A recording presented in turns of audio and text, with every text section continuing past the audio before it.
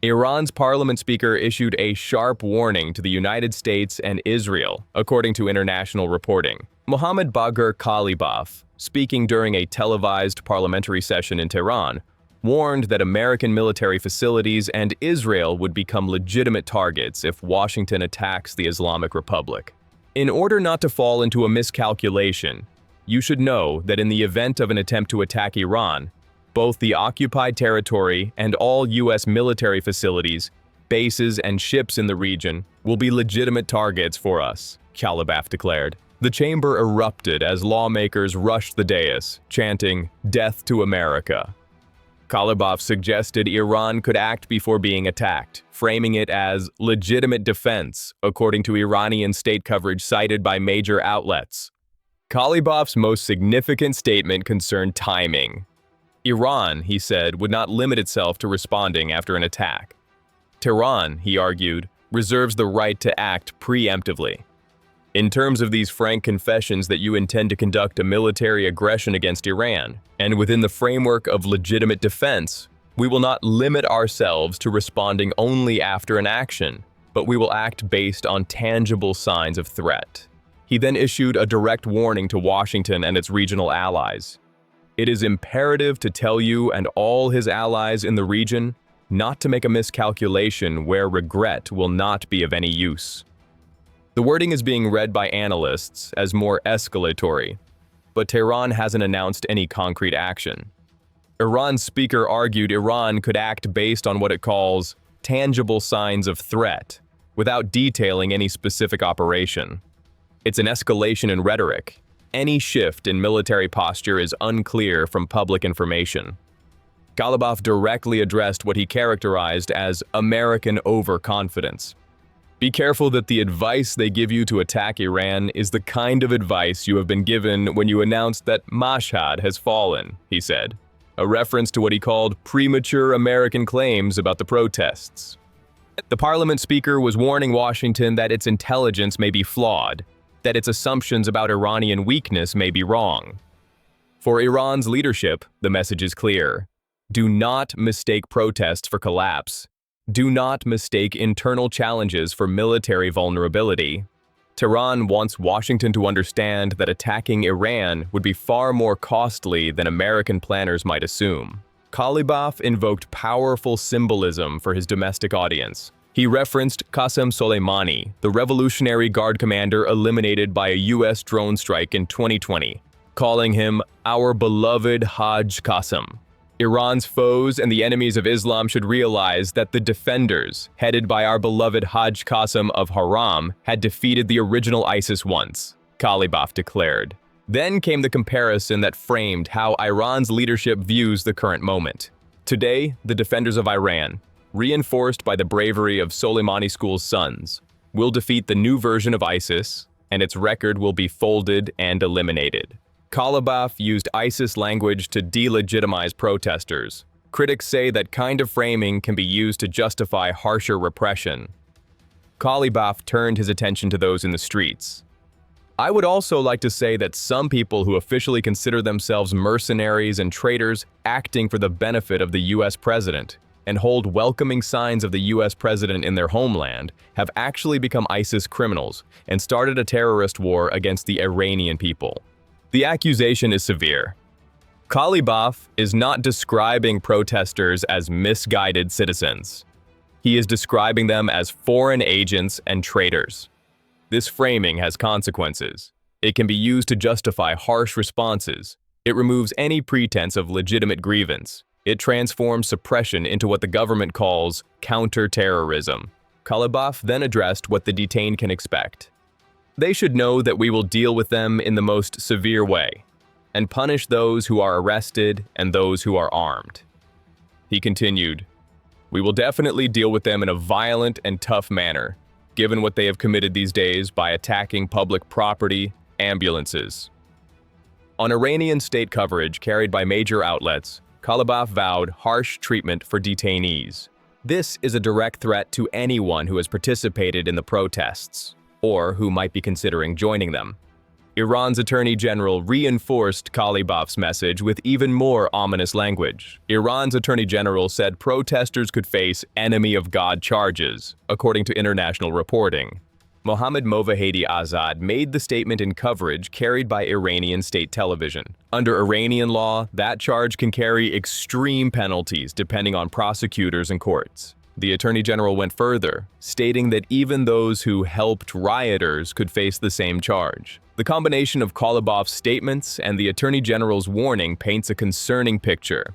Tehran appears to be preparing for a harsh response, and it is laying the legal and rhetorical groundwork to justify it.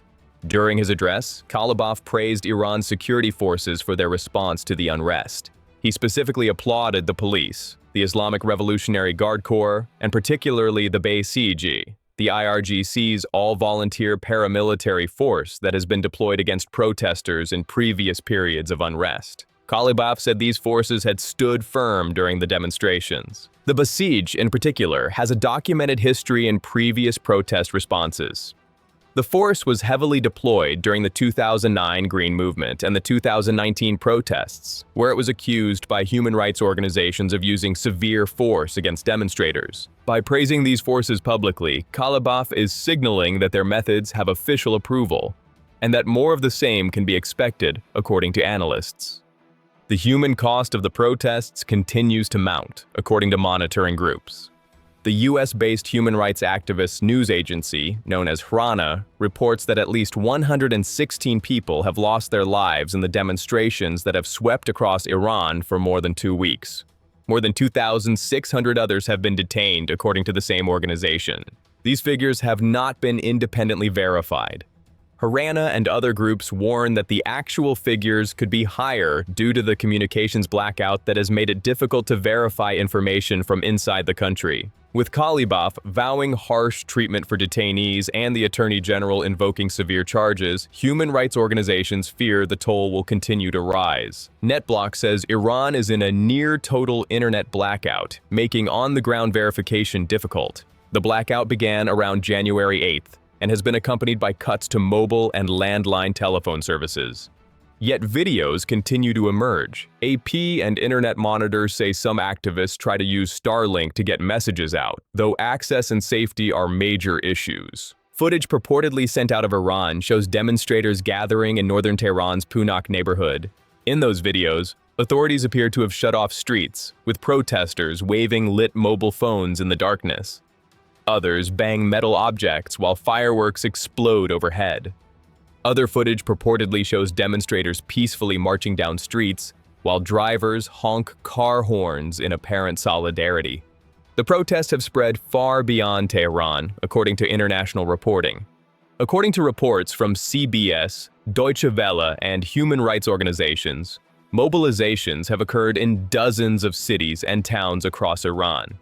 In Mashhad, Iran's second-largest city, some 450 miles northeast of Tehran, footage purports to show protesters confronting security forces, flaming debris and dumpsters block roads. Mashhad is home to the Imam Reza Shrine, the holiest site in Shia Islam.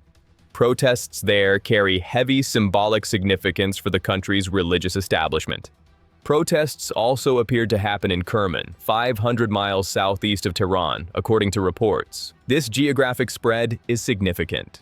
Previous protest movements have often been concentrated in major cities. The current unrest appears to have penetrated deep into the Iranian interior, based on available reporting. Iranian state television has attempted to counter the protest narrative.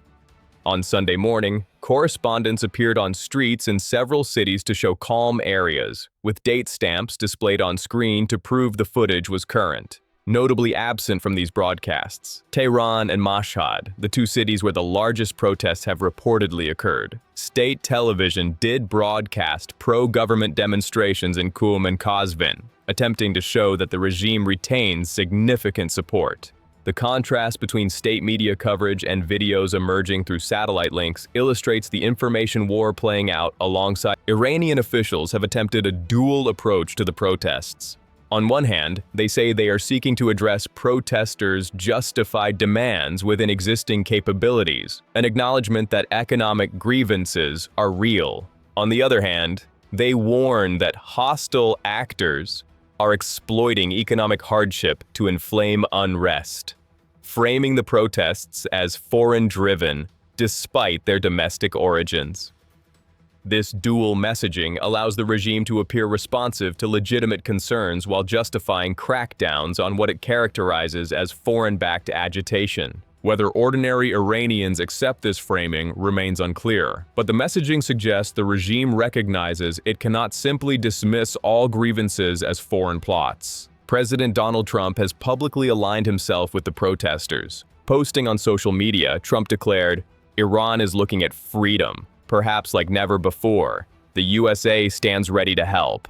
On January 2nd, Trump had warned, "If Iran shoots the protesters, the United States of America will come to their rescue."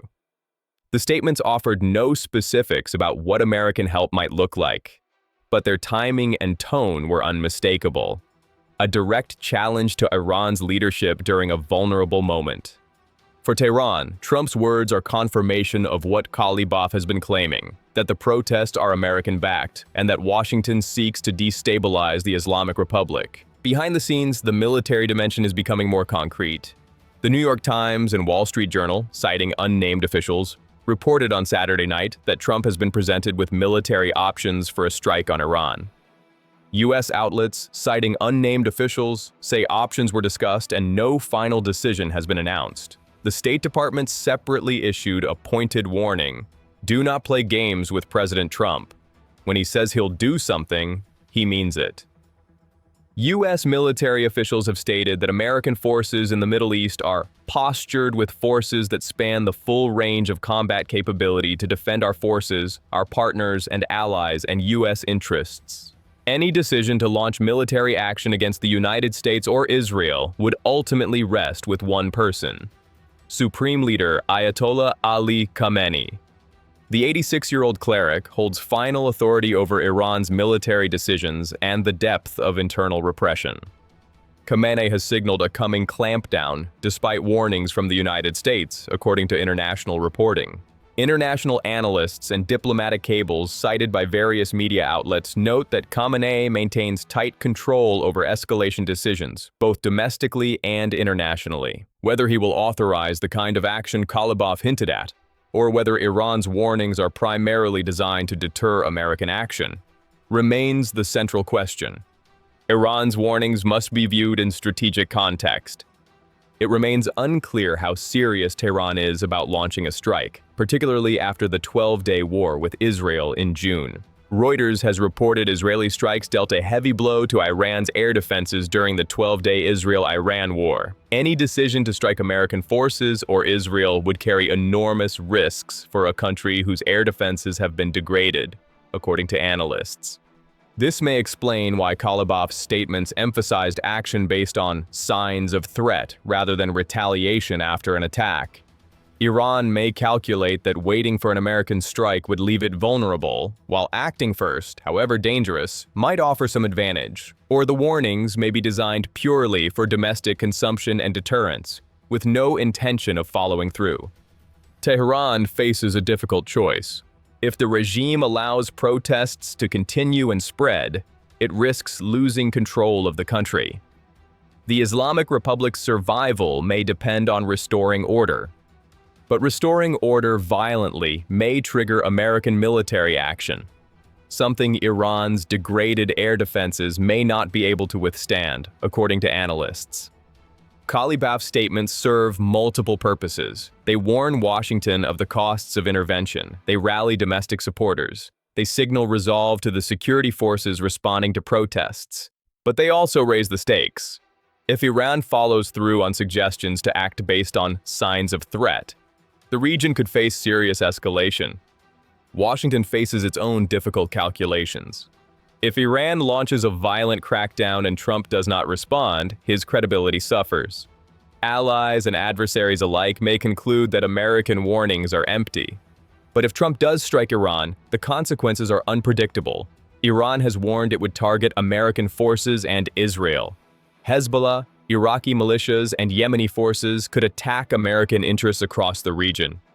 A strike on Iran would not be a limited operation, according to analysts. It would be the beginning of a regional confrontation with no clear endpoint. The State Department's warning, "Do not play games with President Trump," suggests Washington wants Tehran to believe the warnings are real. Israel has been explicitly included in Iran's warnings.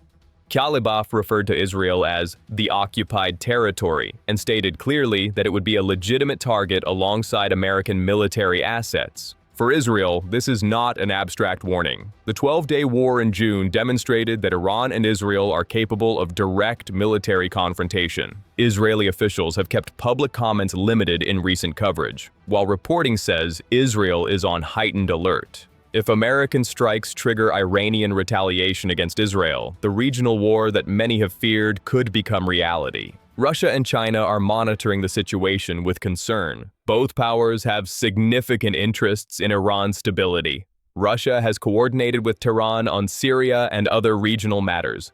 China has invested heavily in Iranian infrastructure and relies on Iranian oil supplies. An American strike on Iran, or worse, regime collapse followed by American influence, would represent a strategic setback for both Moscow and Beijing. Separately, Reuters has reported U.S. forces captured Venezuela's Maduro. Analysts say that episode shapes how rivals judge U.S. willingness to act. Iran represents a larger test. Would Moscow and Beijing be willing to provide material support to Tehran in a confrontation with Washington? Human rights organizations fear what the blackout may conceal. Those monitoring Iran from abroad warn that the information blackout may embolden hardliners within Iran's security services to launch a harsh crackdown. The logic is straightforward. Without international witnesses, without videos streaming out in real time, security forces may feel freer to use maximum force. With Qalibaf vowing harsh treatment for those detained, and the Attorney General invoking charges that carry severe penalties, the conditions for a severe response are in place, according to rights groups. Rights groups are urging the international community to pay attention, even when paying attention becomes difficult. Lost in the geopolitical calculations are the Iranian people themselves. Millions of ordinary Iranians are caught between a government that labels them traitors and foreign powers whose help they may not want. The protesters taking to the streets face detention, severe charges, and Qalibaf's promised harsh treatment. They are defying a security apparatus with a documented history of severe responses to dissent. Iranian officials acknowledge some demands are justified, but frame protesters as mercenaries and traitors in the same breath. Whether their courage will lead to genuine change, or whether they will become casualties in a larger confrontation between great powers, remains the tragic uncertainty at the heart of this crisis. Several scenarios are possible in the coming days. The regime could launch a massive crackdown, using the information blackout as cover to suppress the protests with overwhelming force. This risks triggering American military action. The United States could strike, attempting to deter a crackdown or responding to perceived signs of threat. This risks Iranian retaliation against American forces and Israel. Iran could act first, following Qalibaf's suggestion to respond to tangible signs of threat before any American attack occurs. Both sides could hold back, leading to a prolonged stalemate with continued protests, continued repression, and continued warnings, but no decisive action. None of these scenarios offers a clear resolution. Each carries significant risks and uncertainties. Iran's leadership is projecting defiance and warning of consequences. Qalibaf's words were chosen carefully. It is imperative to tell you and all his allies in the region not to make a miscalculation where regret will not be of any use. The message is that American intervention would trigger Iranian retaliation that Washington would regret, that the costs would exceed any benefits, that Iran, despite its challenges, remains capable of inflicting serious damage on American interests. Whether this is accurate strategic assessment or messaging designed for domestic consumption remains unclear. But the rhetoric is escalating. The crisis is accelerating. Protests continue despite the blackout and the warnings. Security forces are mobilizing. American military options sit on the president's desk. Iran is warning of action against American forces and Israel. Qalibaf has vowed harsh treatment for detainees. The Attorney General has invoked charges with severe implications. The Supreme Leader has signaled a coming clampdown, according to reporting. Every day brings new developments that could tip the balance toward confrontation or de-escalation. A single incident, a crackdown captured on video despite the blackout, an action by either side, a miscalculation, could trigger events no one can control. The world is watching Iran and holding its breath, as Qalibaf warns about American bases in Israeli territory, as protesters defy warnings of harsh punishment, as Trump weighs military options and Khamenei weighs crackdown options. The next move may decide not just Iran's future, but whether the Middle East faces serious escalation. The world watches and waits.